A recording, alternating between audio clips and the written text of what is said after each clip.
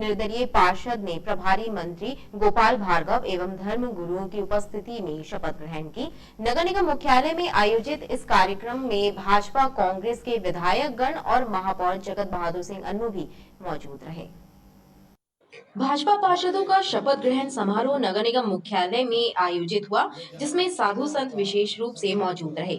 जिले के प्रभारी मंत्री गोपाल भार्गव की मौजूदगी में 45 पार्षदों ने शपथ ग्रहण की। कार्यक्रम का शुभारंभ संतों के सम्मान एवं कन्या पूजन के साथ हुआ।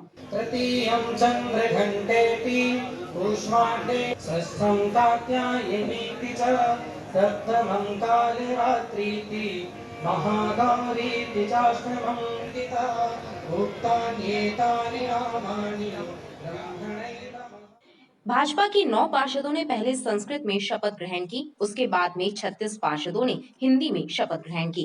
कार्यक्रम में कांग्रेस भाजपा के विधायक गण एवं पूर्व महापौर और भाजपा नेता मौजूद रहे।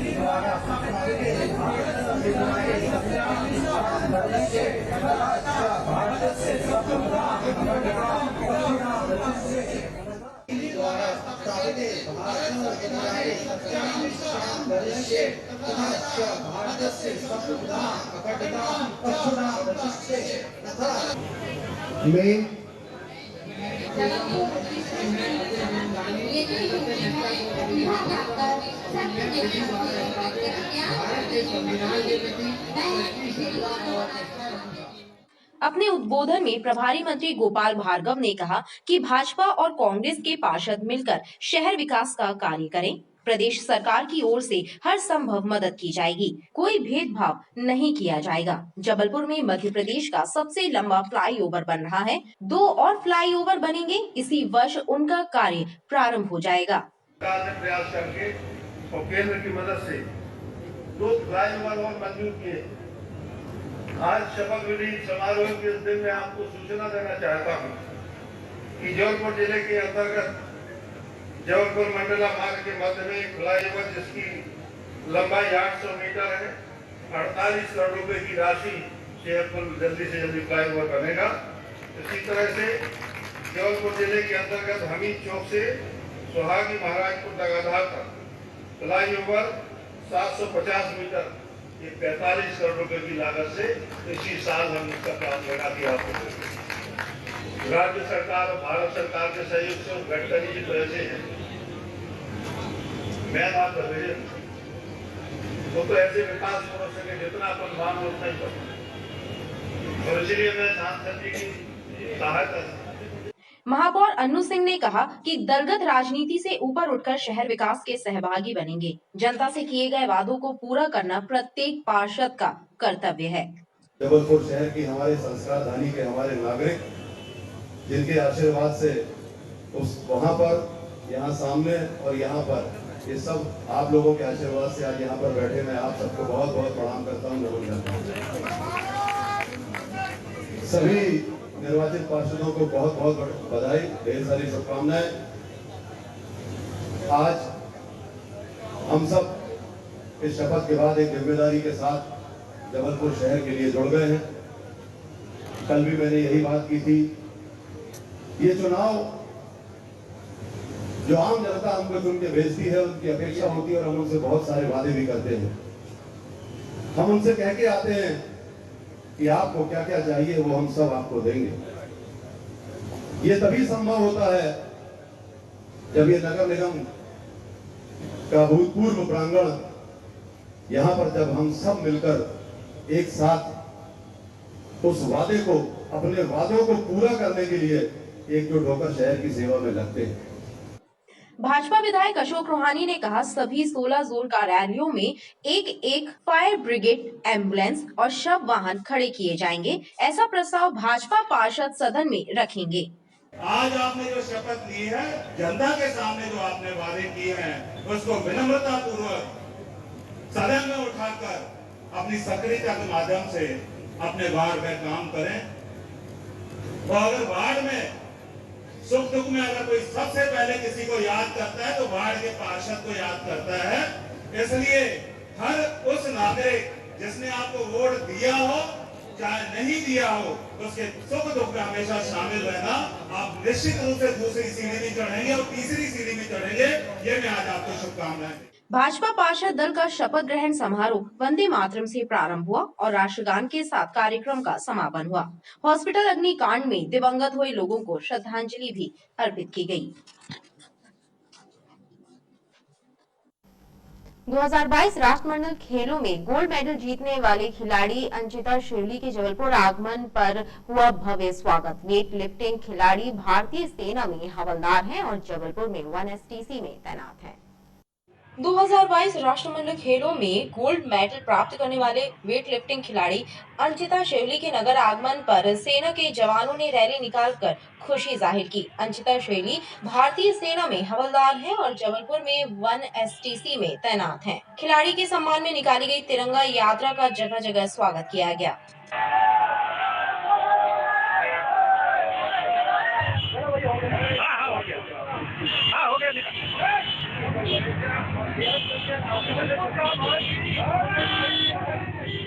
हाँ सर, मुझे बहुत अच्छे से वेलकम किया, बहुत खुशी है मुझे सिग्नल का सर, बहुत ज़्यादा बहुत बहुत धन्यवाद सर। और मुझे गर्व है सर, मैं सिग्नल से हूँ सर।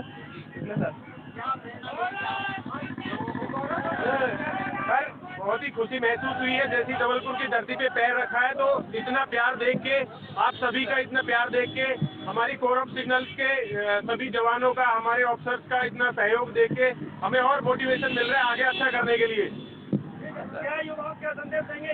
सर युवाओं को यही बोलते हैं कि इस चीज से मोटिवेट हो, एक अंग्रेजों की धरती पे जाके जिन्होंने इतने साल हमारे देश पे राज करके वहाँ से गोल्ड को लेके आना।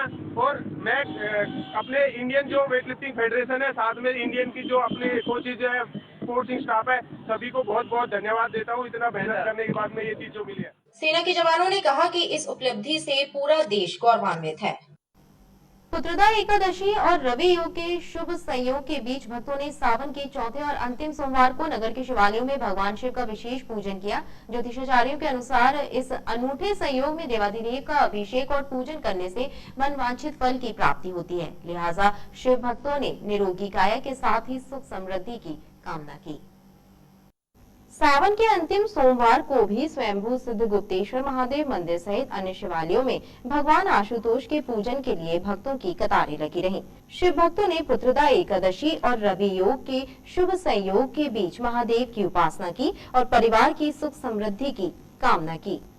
आज सौभाग्यवान सौभाग्यवती जो स्त्रियां होती हैं, उनके सौभाग्य की पूर्ति का समय होता है। जैसे कि पार्वती ने भी जब अनुष्ठान किया था सावन मास का, तो चौथे सोमवार को ही राजा बलि के सुतल लोक में भगवान विष्णु की प्राप्ति हुई थी, ऐसी मान्यता है।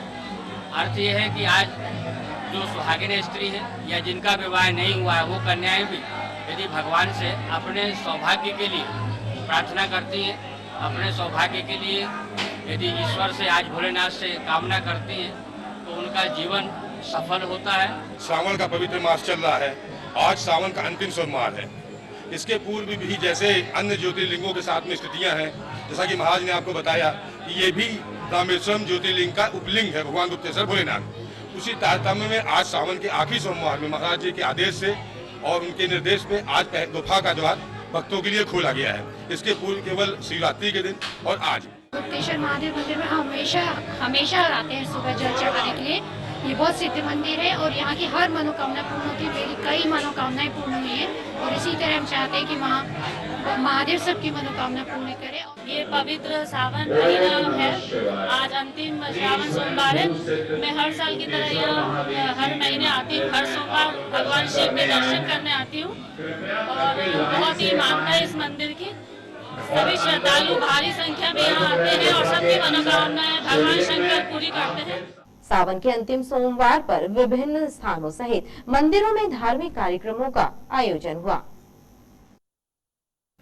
सावन के आखिरी सोमवार को नर्मदा तट ग्वारीघाट से गुप्तेश्वर मंदिर तक कांवड़ यात्रा निकाली गई। गुप्तेश्वर क्षेत्र के रहवासियों के द्वारा कांवड़ में नर्मदा जल भरकर स्वयंभू महादेव का अभिषेक किया गया।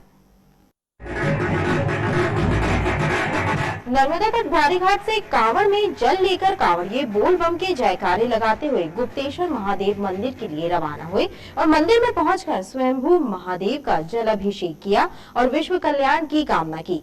कांवड़ियों ने बताया कि कांवड़ यात्रा का ये क्रम पिछले कई वर्षों से चला आ रहा है।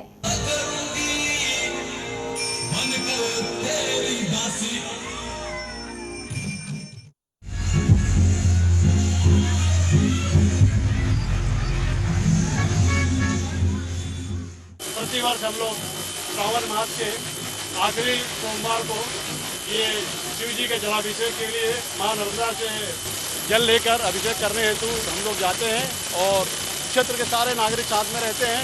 मनोकामना कांवड़ का यही उद्देश्य है कि सभी की मनोकामना पूर्ण हो। हम लोग ऐसे ही भोले बाबा से प्रार्थना करते हैं, भोले बाबा सबकी अपनी अपनी मनोकामना पूरी करें। सीएम हेल्पलाइन के लंबित मामलों का निराकरण जल्द से जल्द करने के कलेक्टर द्वारा टीएल बैठक में अधिकारियों को निर्देश दिए गए हैं। कलेक्टर इलैयाराजा टी ने टीएल मीटिंग में हर घर तिरंगा और अंकुर अभियान को सफल बनाने के लिए लोगों की सहभागिता सुनिश्चित कराने के भी निर्देश दिए हैं।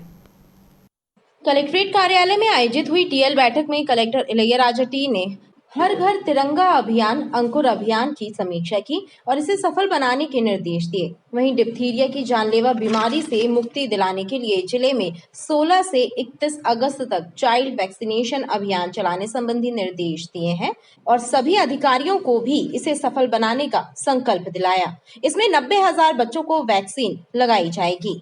पब्लिक को कैसे मैसेज दे सकते हैं, ये सारे आप देखिए। अगेन 13, 14, 15 में स्पेशली मतलब है ना, आपकी कितने भी गतिविधियां हो रही है, नेक्स्ट 3-4 डेज की गतिविधियां निर्धारित है, वो सारे गतिविधि को प्रॉपर्ली हमको इंटीमेट भी करिए। जनसंपर्क को भी ये डायरेक्शन है कि मतलब इसको सारे डेली बेसिस पे डिपार्टमेंट वाइज करके मतलब कॉलेज बना करके मतलब है ना यहाँ देंगे और मेरा भोपाल भी भेजेंगे।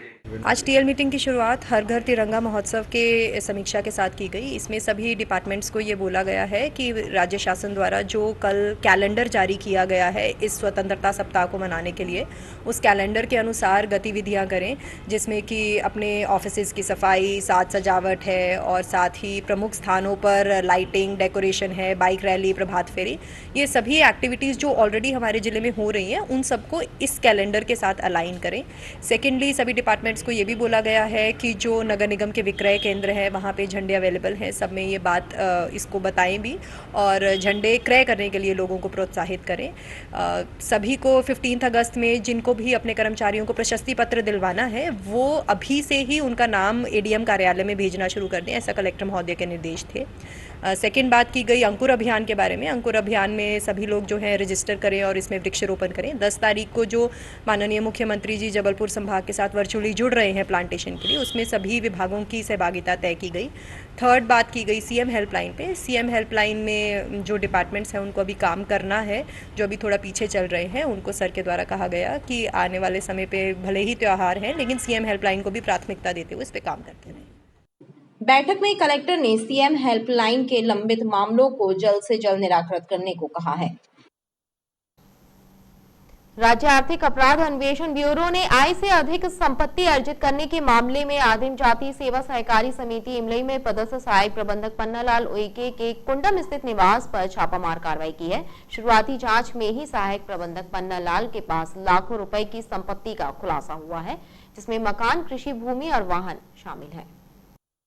राज्य आर्थिक अपराध अन्वेषण ब्यूरो की टीम ने आय से अधिक संपत्ति के मामले में एक बार फिर बड़ी कार्रवाई को अंजाम दिया है। ईओडब्ल्यू की टीम ने आदिम जाति सेवा सहकारी समिति के सहायक प्रबंधक पन्नालाल उइके के विरुद्ध आय से अधिक संपत्ति अर्जित करने की शिकायत पर प्रकरण दर्ज कर न्यायालय से सर्च वारंट जारी कराकर उनके कुंडम स्थित निवास और इमलई स्थित आदिम जाति सेवा सहकारी समिति के कार्यालय में सर्चिंग अभियान शुरू किया है।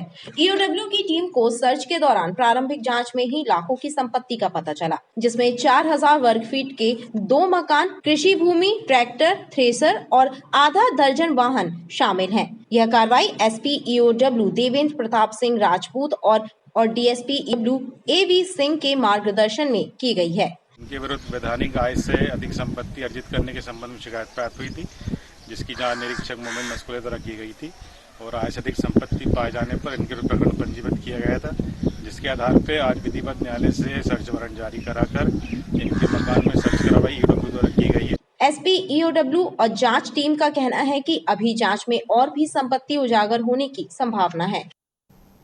दूध की दरों में एक बार फिर से हुए इजाफे ने लोगों की मुश्किलें बढ़ा दी हैं। जबलपुर में अब दूध के दाम 66 रुपए प्रति लीटर हो गए हैं, जिसके कारण गृहिणियों की रसोई का बजट बिगड़ गया है। शहरवासियों का कहना है कि दूध माफियाओं के द्वारा बढ़ती महंगाई का हवाला देकर दूध के दामों में वृद्धि की जा रही है और प्रशासन का उन पर कोई नियंत्रण नहीं है। दूध माफियाओं की मनमानी फिर से शुरू हो गई है और उसका नतीजा ये है कि जबलपुर में फिर से दूध की दरें बढ़ गई हैं और दूध 66 रुपए प्रति लीटर की दर से बिक रहा है, जिसके कारण लोगों के घरों का बजट भी बिगड़ने लगा है। शहरवासियों का कहना है कि दूध उत्पादकों के द्वारा पिछले कुछ महीनों में दूसरी बार दाम बढ़ाए गए हैं, जो कि लगभग 3 से 4 रुपए की वृद्धि है। पहले प्रशासन के द्वारा 62 रुपए निर्धारित किए गए थे, लेकिन एक बार फिर से दूध डेयरी संचालकों के द्वारा मूल्य वृद्धि बिना प्रशासन को जानकारी दिए कर दी है। भैया इस वर्षा काल में देखो तो हमेशा जो पुरातन चला आ रहा है उसमें ये कि वर्षा काल के समय रेट कम हो जाते हैं। ये पहली बार ऐसा असमंजस की स्थिति बना दी है दूध वाला विक्रेता ने कि गरीब आदमी तो अपनी सब चीज़ वैसे ही, चाहे पेट्रोल हो डीजल हो, हर प्रकार की मर्यादाओं के बाद दूध की भी लेके गरीब की तो कमर टूट गई, बेचारा दूध पीने के लायक बच्चे दूध के लिए रो लिए, ये वाली स्थिति हो गई। और ये हर बार ये ट्रेंड चला आ रहा है, प्रशासन का बिल्कुल ध्यान नहीं है इस तरफ। ये ट्रेन के भांति उनने हर 6 महीने में, हर 3 महीने में, अभी बढ़ाए थे मुश्किल से 3 महीने नहीं हुए, फिर अभी 2-3 महीने हो गया, फिर अब 70 भी होगा, 80 भी होगा। प्रशासन का कोई ध्यान नहीं है। दिन पे दिन महंगाई बढ़ती जा रही है और किसी गरीब की तरफ ध्यान नहीं दिया जा रहा। गरीब आदमी हमेशा कमाएगा, रोज कमाएगा, कितना दूध लेगा, 70 रुपये रोज आएगा, तो गरीब आदमी तो कभी चाय पी नहीं पाएगा।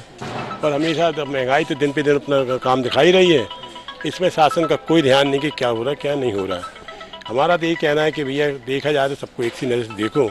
आज 70, आज 120 रुपये पेट्रोल हो गया, आने वाले में 150 हो जाएगा, तो क्या होगा? इसमें गरीब तो मारा जाएगा ना, गरीब तो मारा जाएगा। कारण ये मानते कि ये तो बिगड़ जाता है, कुछ भी हो गया और गरीब लोगों के लिए, आम पब्लिक के लिए पहले से बताना रहा और आम पब्लिक परेशान हो रही है। बिगड़ बताइए 66 रुपये कितना हो गया दूध का रेट, 66 रुपये रेट हो गया है। ये चीज़ प्रशासन इस ओर ध्यान दे। वहीं दूध विक्रेता बढ़ती महंगाई का हवाला देकर महंगाई की आड़ में अपनी मनमानी पर आमादा है। उनका कहना है कि खली चुनी भूसा और पेट्रोल डीजल महंगे होने का असर दूध के दामों पर भी पड़ा है। दाने भूसे की महंगाई सबसे मुख्य कारण है। दाने भूसे की महंगाई, जो दाना पहले 17 रुपये किलो था, 15 रुपये किलो था, राहर चुनी अभी वो 25 रुपये किलो है, खली सरसों खली वो 30 रुपये किलो है, आपका ये भूसा 400 रुपये मन है। बहुत महंगाई है, लेबर अलग महंगी है, पेट्रोल डीजल की महंगाई है, वहाँ से भैंस अलग महंगी आ रही है। डेयरी व्यवसाय महंगाई की मार से ग्रसित हो चुका है। हाँ, नहीं बढ़ेंगे तो डेयरी व्यवसाय बिल्कुल खत्म हो जाएगा जल्द से जल्द। शहरवासियों ने जिला प्रशासन से दूध की दरों पर अंकुश लगाने की मांग की है। इलेक्ट्रिसिटी अमेंडमेंट बिल के खिलाफ बिजली विभाग के कर्मचारी अधिकारियों ने आंदोलन का शंखनाद कर दिया है। इसी श्रृंखला में ऑल इंडिया इलेक्ट्रिकल एसोसिएशन के आह्वान पर कर्मचारी अधिकारियों ने 1 दिवसीय हड़ताल की। वहीं बिल लागू होने पर अनिश्चितकालीन हड़ताल करने की चेतावनी दी है।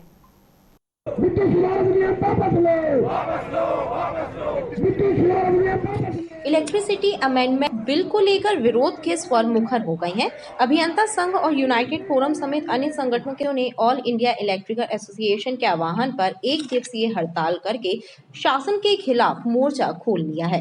शक्ति भवन बैरियर के पास एकत्रित हुए अधिकारी कर्मचारियों ने नारेबाजी करते हुए विरोध जताया और केंद्र सरकार द्वारा प्रस्तावित बिल को कर्मचारियों के लिए अहितकारी बताया है।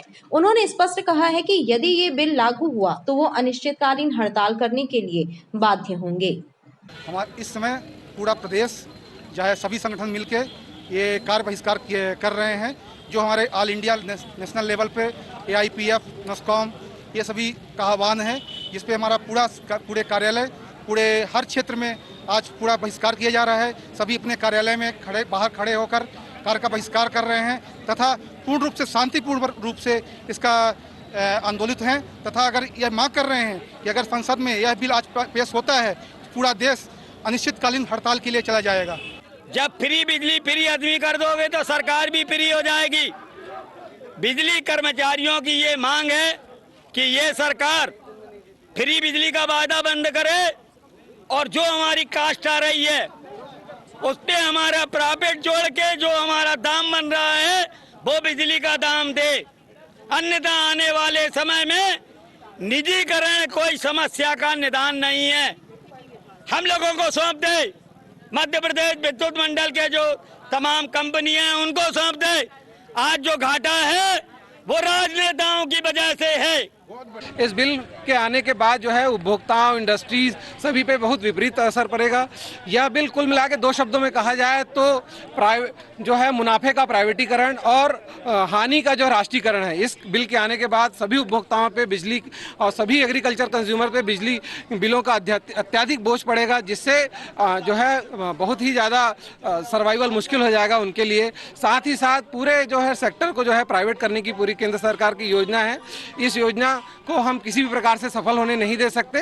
इस कारण जो है पूरे प्रदेश में नेशनल लेवल पे हमारे AIPF के कॉल पे हमने इसको कार्य बहिष्कार को जो है कॉल किया हुआ है। संगठन के सदस्यों ने कहा कि विद्युत विभाग का निजीकरण बर्दाश्त नहीं किया जाएगा। आजादी के अमृत महोत्सव की बेला में स्वास्थ्य विभाग ने जिला चिकित्सालय से एक स्वास्थ्य जागरूकता रैली निकाली, जिसने शहर भ्रमण करते हुए लोगों को संक्रामक बीमारियों से सचेत रहने का संदेश दिया। लोगों को डेंगू, मलेरिया, चिकनगुनिया जैसी संक्रामक बीमारियों से सचेत करने के लिए स्वास्थ्य विभाग ने विक्टोरिया हॉस्पिटल से एक जागरूकता रैली निकाली। इस रैली को स्वास्थ्य विभाग के अधिकारियों ने हरी झंडी दिखाकर रवाना किया।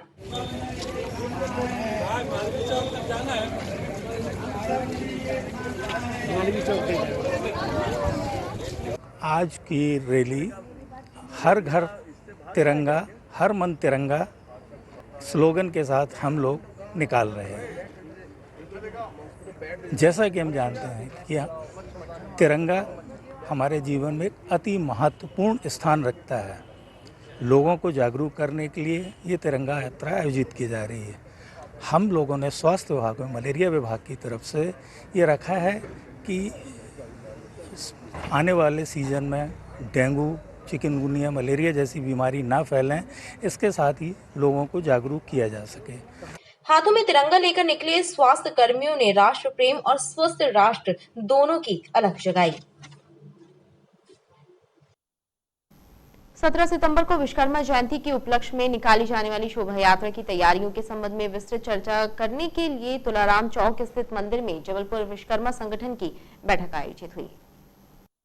जबलपुर विश्वकर्मा संगठन की बैठक तुलाराम स्थित मंदिर में संपन्न हुई। समाज के सदस्यों ने बताया कि 17 सितंबर को भव्य शोभा यात्रा निकाली जाएगी, जिसकी तैयारियों को लेकर चर्चा की गई। विभिन्न समितियां भी शोभा यात्रा में सम्मिलित होंगी।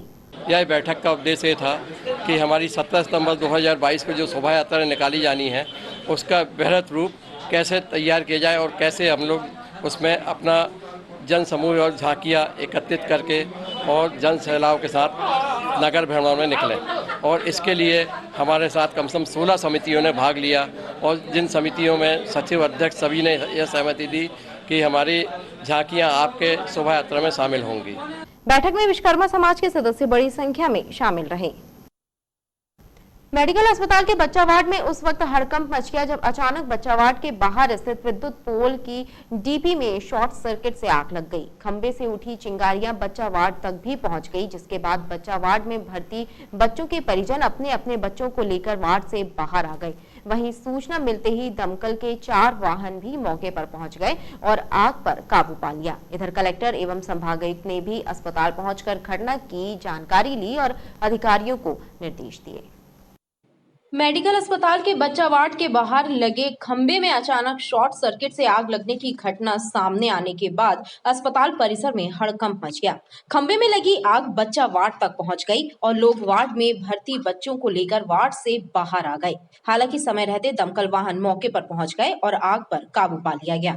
बताया जा रहा है कि 2 दिन पूर्व भी खंबे में शॉर्ट सर्किट हुआ था, जिसकी शिकायत बिजली विभाग को की गई थी, लेकिन सुधार कार्य नहीं हुआ।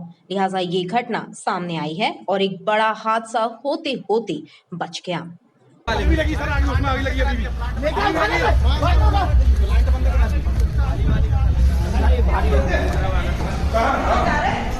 उस तरफ से भी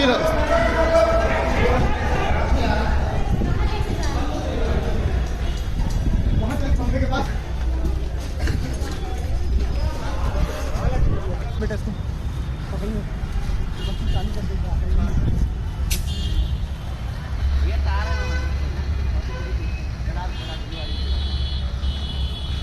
का भैया हम वही हाल खेत के सुबह रहे हैं। उसका पापा बैठा रहा, ऊपर नहीं रहा, साथ खाना खा रहे थे।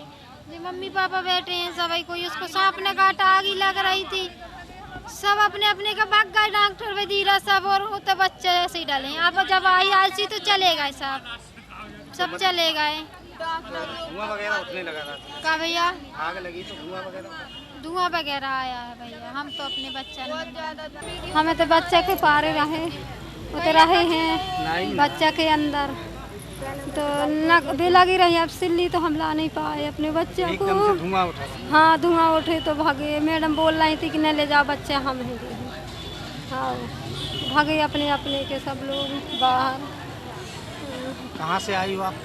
हम लोग आए हैं इतने से ग्वारी घाट से बच्चा को लेके। केबल में वो शॉर्ट सर्किट हुआ था। तो क्या हुआ फिर उसमें फिर आगे बुझाई उसको जाके भाग उसमें उससे। हाँ। कौन लोगों ने बुझाया इसको? कुछ मैन जो थे वो गार्डों ने और हम लोगों ने बुझाया है। बच्चे वगैरह सब? बच्चे सब अच्छे सुरक्षित रहे, क्या वहाँ तक आगे पहुँचने नहीं दी पहली बात। हाँ। बड़ा हादसा होने की संभावना थी। हाँ होती, वो उस केबल के अंदर जाती वो तो होता ही। वहीं घटना की सूचना मिलने के बाद मौके पर संभागायुक्त बी चंद्रशेखर और कलेक्टर इलैयाराजा टी भी पहुंचे और मरीजों का हाल जाना एवं घटना की जांच के निर्देश दिए हैं।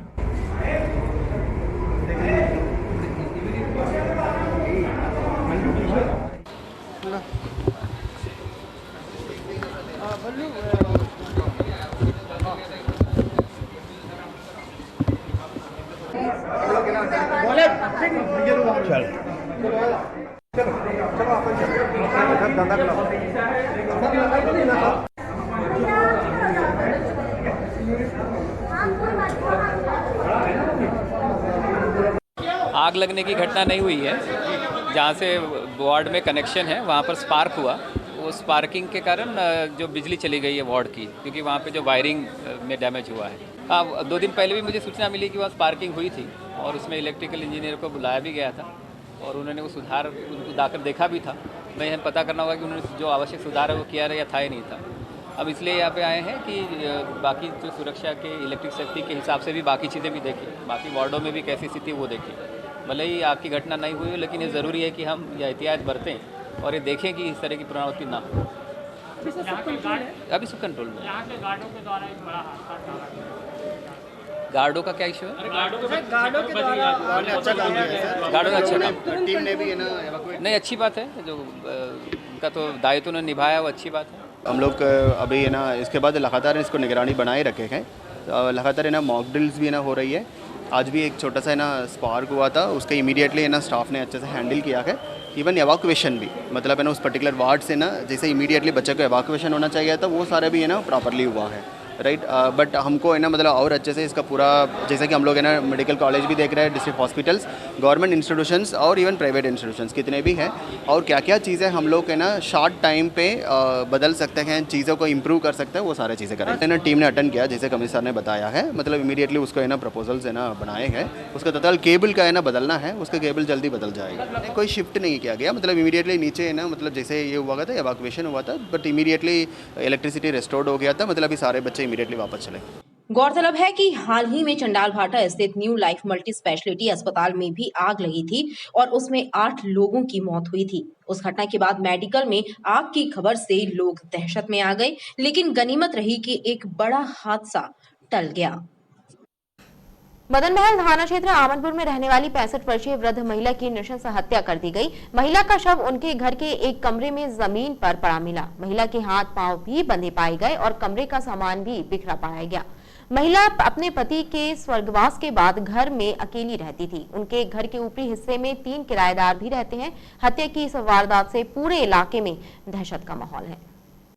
मदन महल थाना अंतर्गत आमनपुर काली मठ मंदिर रोड पर रहने वाली 65 वर्षीय महिला केसर चौक से की नृशंस हत्या कर दी गई। वृद्धा का शव घर के कमरे में जमीन पर पड़ा मिला। घटना की जानकारी लगने के बाद पुलिस अधिकारी कर्मचारी घटना स्थल पर पहुंच गए। पुलिस ने घटना स्थल का निरीक्षण करने पर पाया कि महिला के सिर को दीवार पर मारा गया और किसी भारी वस्तु से उन पर हमला किया गया। महिला के पैर भी बंधे पाए गए। उसके अलावा कमरे का सामान भी बिखरा मिला। पुलिस अधिकारियों ने बताया कि महिला घर के निचले हिस्से में अकेले रहा करती थी। उनके घर के ऊपरी हिस्से में 3 किराएदार रहते हैं। सुबह एक किराएदार ने महिला को मृत हालत में देखा, जिसके बाद उसने पुलिस को जानकारी दी और पुलिस बल मौके पर पहुंचा था। जानकारी लगने के बाद मृतका के कुछ रिश्तेदार भी मौके पर पहुंच गए थे। इधर SP Siddharth Bahuguna, SSP Gopal Khandel, ASP crime summer Verma भी क्राइम ब्रांच की टीम के साथ घटना स्थल पहुंचे और घटना स्थल का बारीकी से निरीक्षण करते हुए हत्या की वजह और हत्यारों की पतासाजी के लिए उचित दिशा निर्देश दिए। तो कल रात्रि की घटना ये है, कोई अज्ञात व्यक्ति के द्वारा हमला करके और घर में घुसकर और स्टैबिंग करके इनकी हत्या की है।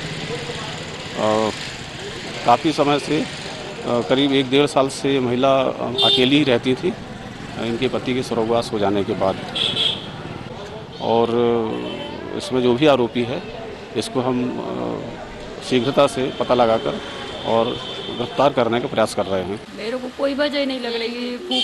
फूफा थे, बुआ खत्म हो गए, फूफा जी खत्म हो गए तो बुआ अकेली रहती थी बस। क्या नाम है बुआ का केसर बाई से चौक से। कितने साल हुए? किसके? फूफा जी के 65 साल की होगी। अभी क्या वजह लगती है कि लूट के इरादे थे? हमको तो ऐसा लगता है कि अकेली रहती थी, किसी का होगा सब तो ऐसा हो गया।